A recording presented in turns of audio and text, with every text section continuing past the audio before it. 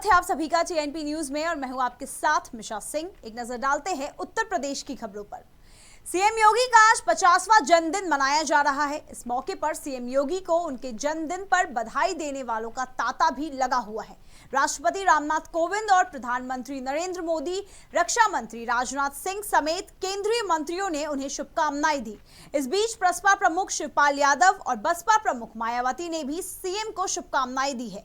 शिवपाल यादव ने फेसबुक पर लिखा कि उत्तर प्रदेश के संत हृदय मुख्यमंत्री योगी आदित्यनाथ को जन्मदिन की हार्दिक शुभकामनाएं। मैं आपके उत्तम स्वास्थ्य और मंगलमय और दीर्घायु जीवन की कामना करता हूं। साथ ही बसपा सुप्रीमो ने सीएम को जन्मदिन की बधाई देते हुए लिखा कि उत्तर प्रदेश के मुख्यमंत्री योगी आदित्यनाथ को जन्मदिन पर हार्दिक बधाई और उनके दीर्घायु होने की भी कुदरत से कामना है। संत कबीरनगर जिले का मगहर स्थित कबीर चौरा पर महामहिम रामनाथ कोविंद ने 49 करोड़ की परियोजनाओं का लोकार्पण किया। साथ ही कबीर अकादमी और शोध संस्थान का भी लोकार्पण किया गया। लोकार्पण के बाद राष्ट्रपति रामनाथ कोविंद ने कहा कि संत कबीर ने सदैव इस बात पर बल दिया कि समाज में कमजोर वर्ग के प्रति संवेदना और सहानुभूति रखे बिना मानवता की रक्षा नहीं हो सकती।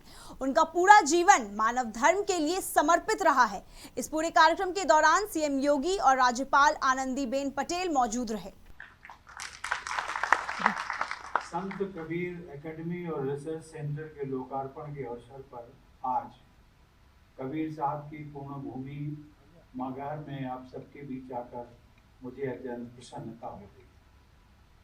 अपने सार्वजनिक जीवन के दौरान मुझे संत शिरोमणि कबीर से जुड़े अनेक स्थलों की यात्रा करने का सौभाग्य प्राप्त हुआ था। उदाहरण के लिए, जब मैं बिहार का राज्यपाल था तो मुझे वाराणसी स्थित संत कबीर की तपस्थली के दर्शन करने का सुअवसर प्राप्त हुआ था। भारत के राष्ट्रपति के रूप में वर्ष 2017 में मध्य प्रदेश के भोपाल में आयोजित कबीर महोत्सव में और इसके बाद वर्ष 2018 में मध्य प्रदेश के सागर में स्थित कबीर आश्रम के कार्यक्रम में शामिल होने का भी मुझे अवसर प्राप्त हुआ। उसी वर्ष हरियाणा के फतेहाबाद में संत कबीर प्रकटोत्सव में मैंने भी सहर्ष भाग लिया था।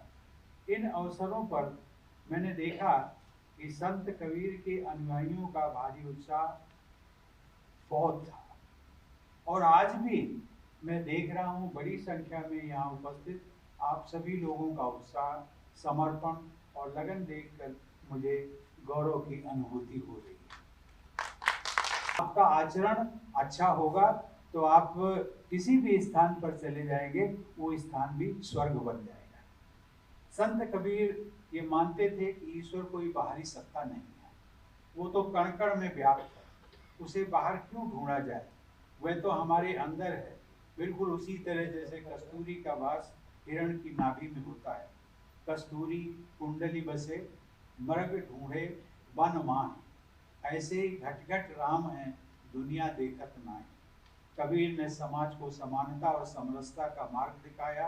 और सज्जनों, मुझे प्रसन्नता है कि राज्यपाल के रूप में उत्तर प्रदेश को श्रीमती आनंदीबेन पटेल का निरंतर मार्गदर्शन प्राप्त हो रहा है। वे संत कबीर की शिक्षाओं के अनुरूप अपने आचरण से सामाजिक कुरीतियों को मिटाने के लिए सजग प्रयास करती रही। वहीं मुख्यमंत्री योगी आदित्यनाथ जी भी एक ओर अंधविश्वास एवं गैर बराबरी को दूर करने के लिए निरंतर प्रयासरत हैं और दूसरी ओर जन कल्याण के कामों में भी दिन रात जुटे रहते हैं। संयोग से आज योगी आदित्यनाथ जी का जन्मदिन भी, मैं उन्हें बधाई देता हूं और उन्हें उनके दीर्घायु और यशस्वी होने की कामना करता हूं। मुझे विश्वास है कि उनके नेतृत्व में उत्तर प्रदेश राज्य विकास और समरसता के पथ पर मजबूती से आगे बढ़ता रहेगा।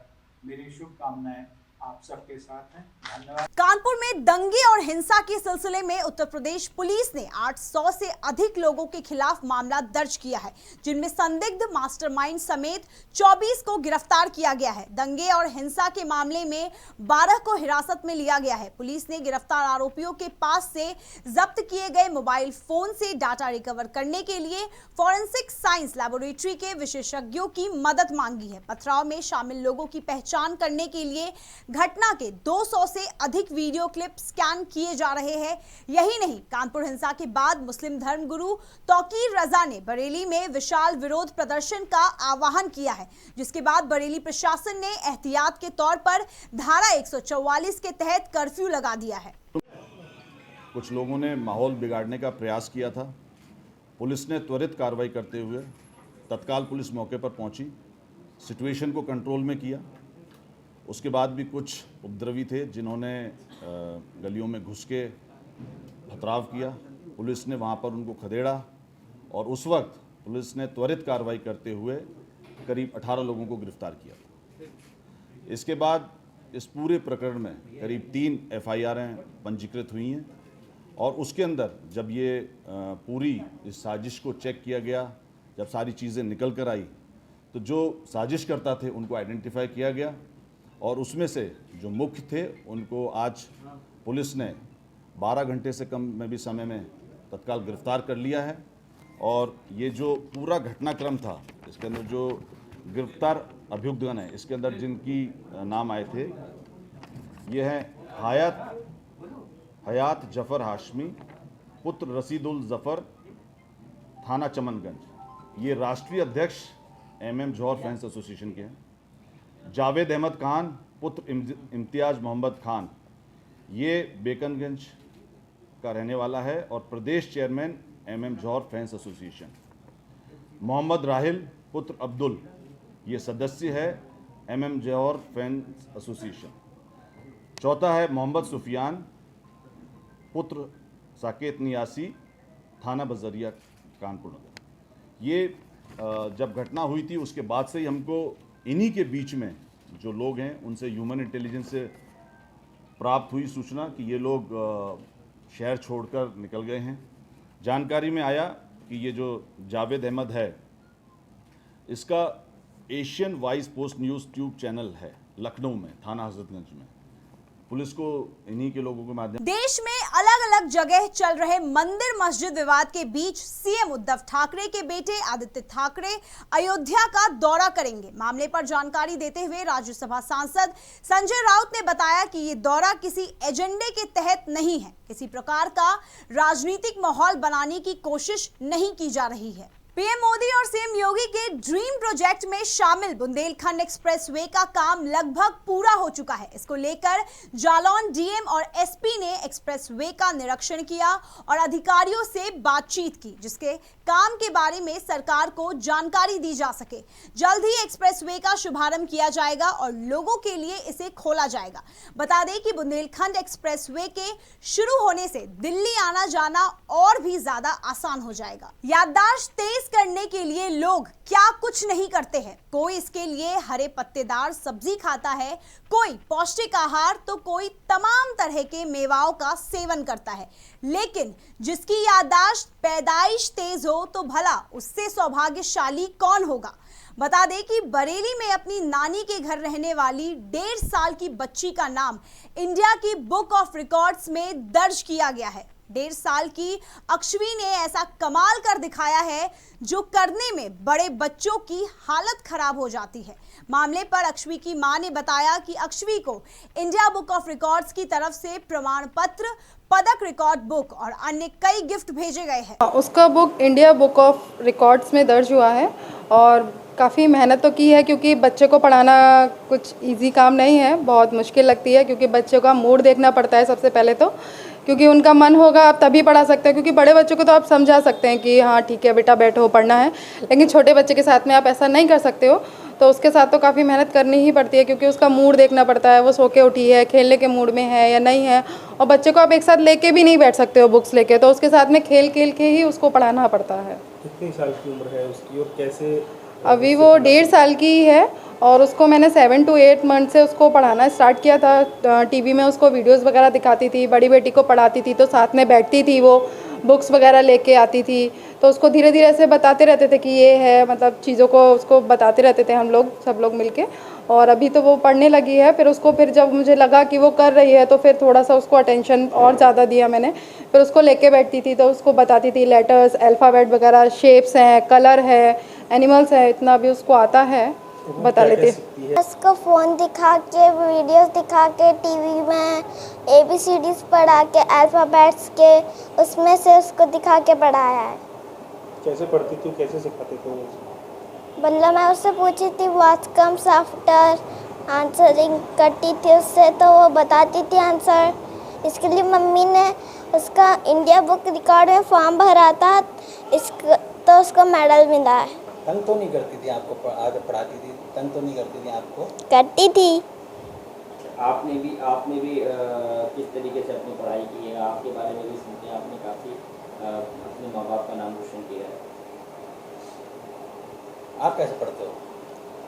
मेरी मम्मी मुझे पढ़ने को कहती है तो मैं पढ़ती हूँ और सुबह 5 बजे उठ के स्कूल जाती हूँ। वक्त हो चुका है एक छोटे से ब्रेक का। ब्रेक के उस पार खबरों का सिलसिला यूं ही चलता रहेगा। TNP न्यूज एक हिंदी भाषी न्यूज चैनल है। TNP ग्रुप का मूल उद्देश्य ग्रामीण क्षेत्र के युवाओं को पत्रकारिता का ज्ञान और कौशल प्रदान करना है। अधिक जानकारी के लिए विजिट करें हमारी वेबसाइट tnpnews.in या graminreporter.com।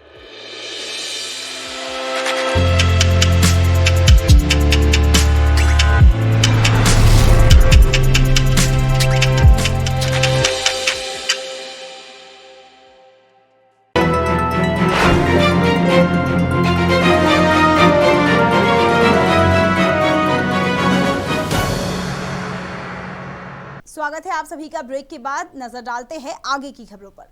बरेली के इज्जत नगर थाना क्षेत्र में एक नाबालिग छात्रा के साथ रेप का मामला सामने आया है। कोचिंग संचालिका के पति पर एक नाबालिग लड़की के साथ दुष्कर्म करने का आरोप लगा है। लड़की का आरोप है कि कोचिंग संचालिका का पति छात्रा को उसके घर से यह कहकर लेके गया था कि मैडम ने उसे घर पढ़ने को बुलाया है और अपने घर लाकर संचालिका के पति ने उसके साथ दुष्कर्म किया। पीड़िता ने घर पहुंचकर मामले की जानकारी परिजनों को दी, जिसके बाद पीड़िता के परिजनों ने पुलिस थाने जाकर आरोपी के खिलाफ मामला दर्ज करवाया। थाना इज्जत नगर पर एक आदमी के द्वारा तहरीर दिया गया। तहरीर में उनके द्वारा बताया गया कि इनकी बच्ची किसी मैडम के यहाँ ट्यूशन पढ़ती थी।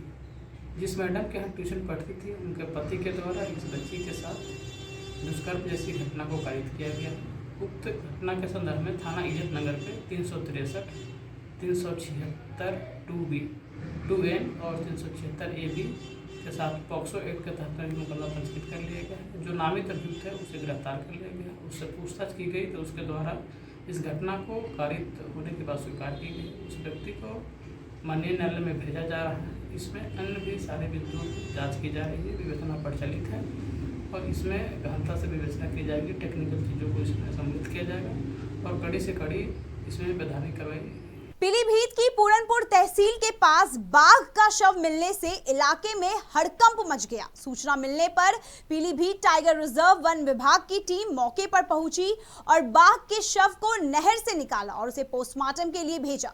डिप्टी डायरेक्टर ने मामले की जानकारी देते हुए बताया कि लगातार बाघों के शवों के मिलने से पीलीभीत टाइगर रिजर्व के बाघ संरक्षण के नियमों पर कहीं ना कहीं सवालिया निशान लग रहे हैं। 2012 से अब तक 7 बाघों के शव नहर में तैरते मिले हैं। बाघों की मौत का सिलसिला पीलीभीत में थमने का नाम नहीं ले रहा है। वन विभाग बाघों की लगातार हो रही मौत को लेकर जांच कर रहा है। प्रदेश के लोगों को मौसम की मार से राहत मिलने की उम्मीद नहीं है। मौसम विभाग के अनुसार प्रदेश के अलग अलग हिस्सों में गर्म हवाओं का प्रकोप जारी रहेगा। वहीं राज्य के कई जिलों में लू चलने की आशंका है। राजधानी लखनऊ में अधिकतम तापमान 42 डिग्री तक पहुंचने की संभावना जताई जा रही है। वहीं न्यूनतम तापमान औसतन 26 डिग्री सेल्सियस रह सकता है। मौसम विभाग ने अनुमान जताया है कि उत्तर प्रदेश समेत दिल्ली, हरियाणा, हिमाचल, गुजरात और आसपास के उत्तरी राज्यों में 25 जून तक मानसून पहुंच सकता है। उससे पहले इस इलाके में लोगों को गर्मी से परेशान रहना पड़ेगा। देश और विदेश की तमाम खबरें देखने के लिए बने रहिए TNP न्यूज के साथ और हमारे चैनल को लाइक, कमेंट, सब्सक्राइब जरूर करें और ताज़ा अपडेट्स के लिए www.tnpnews.in पर जाएं।